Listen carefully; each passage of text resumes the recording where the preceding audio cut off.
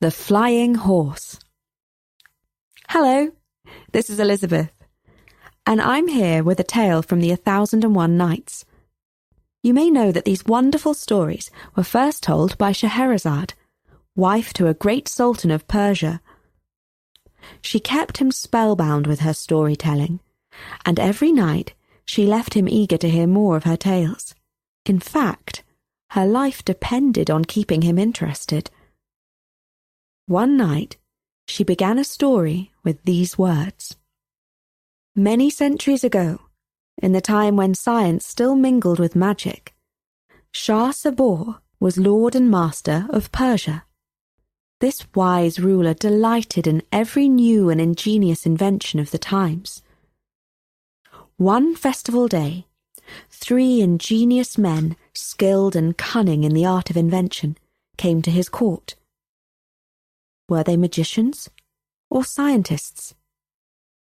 It is hard to say, my lord, because they worked in secret. What I can tell you is that they came from 3 countries: India, Greece, and Persia. The king's throne was set up in the gardens before the palace. The whole court gathered around and looked on. First stepped forth the Indian. He knelt down and kissed the ground before the king's feet. A slave unveiled his work, a golden statue of a soldier blowing a trumpet. "And what is the point of this?" asked the king. "Its point, my lord, is that it will keep you safe," replied the Indian inventor. "Safety is indeed a great blessing," replied the king. "But how will it achieve that?" "My lord, place this statue by the gate to your palace, and if an enemy approaches, the Golden Guard will sound his trumpet, and the evil one who means you harm shall fall down dead." The king suppressed a yawn. "I have something like that already," he replied. "Next!" And then stepped forth the inventor from Greece. He prostrated himself on the ground before presenting a diamond-studded cockerel. "And the point is?" enquired the king. "My lord, you will always know the time. This golden bird shall cock-a-doodle-doo on the hour, every hour. Furthermore, at the end of each month, it will do a little dance." The king was unimpressed. "And why should I care what the time is?" he asked. "The king does exactly what he wants, when he wants. It is for others to hang around and await my pleasure. Next!" Third and last, the Persian inventor took his turn. He too kissed the ground. The king looked down from his throne. "I hope for the sake of your neck that you have something novel to show me." The Persian held his palms to the sky, swivelled his eyes and said, "You shall, my lord, shortly behold the greatest marvel of our age, if God be willing." He snapped his fingers, and 6 slaves shoved and heaved a large object into the royal courtyard. It was covered by a cloth, but one could see that it had the shape of something like a horse. Noticing its form, the Greek inventor slipped quietly away, for he feared that trouble would follow shortly. "Well, what is it? Show me," commanded the king impatiently. The inventor whisked away the cover and revealed a black statue of a horse. No gold glistened, no diamond sparkled. It was made of that dark, solid, and extremely heavy African wood known as ebony. "And what is the point of this ugly object?" asked the king. "Allow me to demonstrate," replied the inventor. And with surprising agility, for he was not in the first flush of youth, he jumped onto an upturned box and then onto the horse's back. His finger twiddled a knob in the back of its neck, and the horse immediately took off into the air. It climbed steeply up above the heads of the gasping spectators and completed 3 airy circles in the sky before descending gently back to the lawn.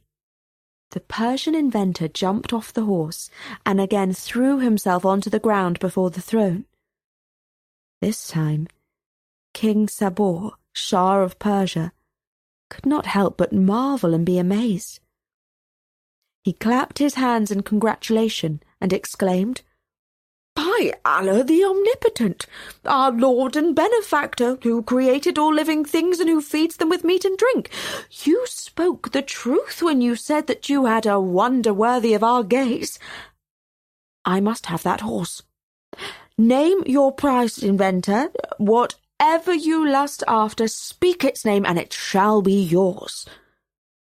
The inventor replied, "Truly, O Lord, this horse shall take its rider wheresoever he commands. It shall cover the journey of a year in a single day." Yes, I believe your words, for I have seen this marvel with my own eyes," said the king. "What is your price?" "My invention is worthy of the highest price," went on the inventor, somewhat nervously. "I crave, O munificent Lord, nothing less than the hand of your daughter, the princess, in marriage." Those who stood nearby and heard these words were astonished, for it was brazen of this inventor, a nobody of no noble blood, getting on in years, and far from pleasant on the eyes, to make such a request. It seemed likely that his ugly head would soon be separated from his neck. But perhaps the king was under some spell, for he replied, "Granted." Now the king's son was among those who overheard this. His young heart was furious that the king should dishonour his family by giving away the princess to such a scoundrel. Better marry her to a snake charmer or a rope trickster, he thought. He rushed off to the chamber of his sister. From her window she looked down into the garden and saw her husband-to-be. Immediately she tore her lovely face and sobbed and cried, "Oh, fie! Oh, fie! Am I to marry this creature? His hair is frosted, and his eyebrows are mangy. His beard and moustaches are stained. His eyes are red and goggling. His nose is like an eggplant. His lower lip is drooping. His teeth are knocked out. In short, he is a brute, a monster, the ugliest ogre of our age." Then she went back into her room, lay down on the floor, rubbed dust into her hair, tore her clothes, and kicked and wailed. Her brother was filled with pity and fury. He ran down to find the king. "Oh, father," he pleaded, "I fear you've been greatly deceived. This trickster's flying horse is nothing more than an illusion, the sort you can see in the marketplace any day. His art is not invention, but hypnotism. He has made fools of our eyes." "What say you?" said the king, turning to the inventor. "Magnificent lord and master," he replied, "I invite the prince to mount the horse and see for himself what power it holds. For to experience for oneself is to believe." The king agreed, and he commanded his slaves to bring out the horse of wonder. The prince, who was usually a splendid rider, mounted it with ease and struck its ebony sides with his stirrups. But it made no move. "Ha! It's useless," he cried. But the inventor looked up and said, "My lord, feel under the horse's mane. There's a little screw there. Turn it to the right, and behold the wonder of the horse." The prince wore a look of scorn on his face, but he did as the inventor bade him. Immediately, the horse began to climb into the sky and head for the sun. The king was perplexed and cried out, By he who rules the universe, bring him back, for he is my one and only son." But the inventor put on a mournful face and replied, "My lord, the arrogance of youth has done for the prince. I told him how to make the horse climb, but he did not wait for my further instructions on how to bring it back to land. He has flown away, and you shall not see him again until the end of time." When the king heard these words, he was overcome with sore rage. He took off his crown and threw it on the ground. He called for the guards to take the inventor down to the dungeons and clap him in irons. While the trickster languished there, the king shut the doors of his palace and gave way to mourning and grief. The news soon spread around the town that the king's son was gone forever, and all the people wept and cried, for he was a popular prince. And besides, it was risky if he were not seen to join in the general grieving. So much for the people who were left behind on the ground. But the prince soared on through the sky, the wind rushing through the air. At first he felt the damp cold of the clouds, but as he drew closer to the sun, he began to feel its heat.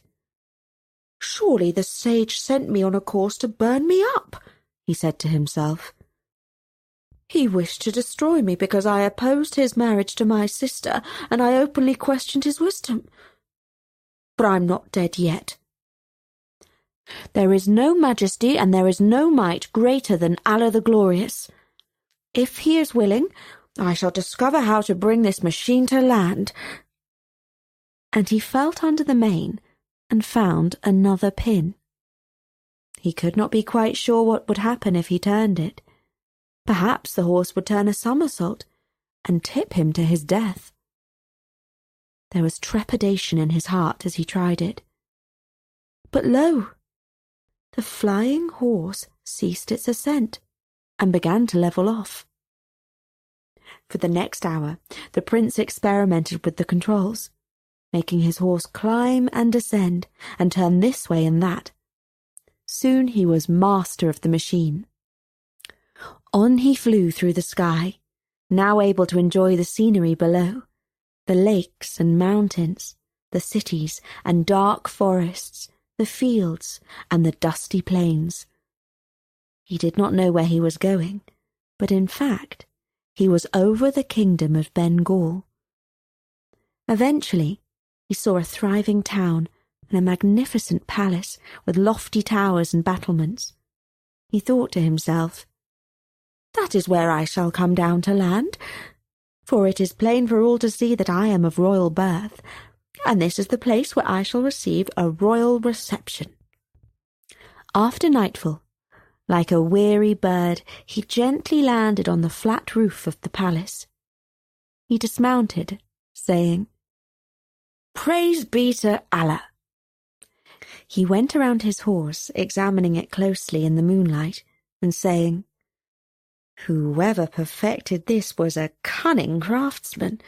It shall yet return me home safely. But now my hunger is great. I shall explore the palace and see what can be found there." He dropped down through a skylight and crept through the sleeping palace. He wandered through corridors until he found a staircase. At the bottom of the stairs, he found himself in a white marble courtyard in which a fountain played its lovely music. He bathed his hot face and hands and quenched his thirst. Now feeling stronger, he looked around at the various entrances and picked one door at random. He crept silently through the entrance, stepping over the leg of a sleeping guard.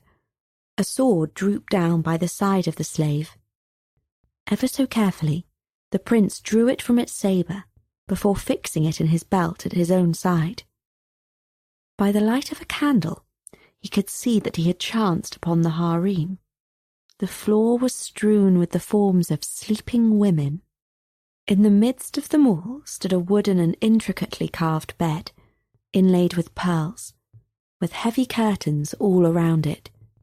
The prince drew the curtain and saw a sleeping face as beautiful as the light of the moon, with a flower-white forehead, shining hair, cheeks like blood-red anemones, and dainty dimples. He was amazed by her loveliness and grace.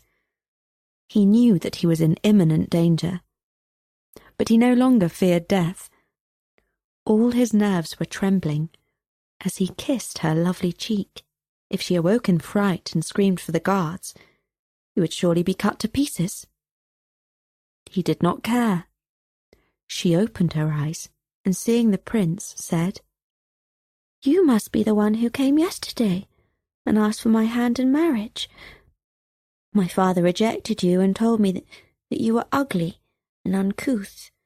Now I see that he deceived me. Your face is as glorious as the morning sun." He did not deny what she said, and they fell into talking.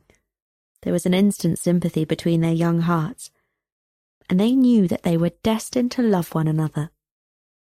But one of the waiting women heard their talk in her sleep. She awoke, and seeing a man in the room, she ran out to wake the guard. The guard was confused to find himself without a sword, and filled with fright when he realized that he had allowed a strange man to slip into the chamber of the princess. Seeing that the prince was armed and clearly of noble birth, he ran off to wake the king and beg for mercy. The king awoke from his slumber, took a curved sword called a scimitar, and rushed with the guard to the chamber of the princess. He meant to cut the intruder to pieces, but seeing that the prince was armed and looked not only noble, but clearly warlike and in the full strength of youth, as opposed to his own flabbiness of middle age, the king put down his sword and said, "Who are you, rogue, who dares to creep into the room of the princess?" And the prince replied, "Who are you, who dares call me rogue, when I am prince of a mighty kingdom that could crush yours as easily as an ant beneath the foot of an elephant? If I was not so careful for the honour and the feelings of your daughter, I would slice you up with this sword."